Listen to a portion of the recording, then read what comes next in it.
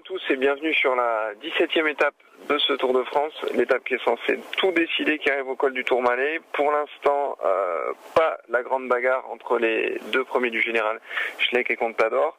Par contre, 7 coureurs ont choisi de profiter de la grisaille du matin à Pau pour partir devant, prendre l'air. Aucun coureur dangereux au classement général, mais quelques clients quand même. L'échappée a été emmenée par le Slovène de la Liquigas Koren. Derrière lui, les deux coureurs de Sky, Fletcher et Boissonhagen. Le russe de Katyusha Kolobnev, Marcus Burghardt pour la BMC et Pérez Moreno, le basque de Skaltel. Seul coureur français de l'échappée, Rémi Poriol de la Cofidis. Ces 7 coureurs en haut du col de Marie-Blanque comptaient 1 minute 20 d'avance sur un 8e coureur parti en contre, c'est l'Espagnol et ancien vainqueur du Tour Carlos Sastre. Derrière, le peloton emmené par les Astana gère tranquillement l'échappée. Il a 8 minutes de retard au sommet du col.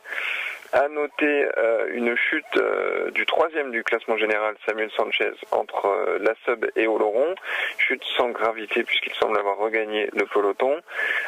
Autre information, la tentative de Stéphane Ogier tout de même de montrer son maillot en Béarn, qui est parti en contre peu après la Rouen, mais sa tentative est également allée à l'échec.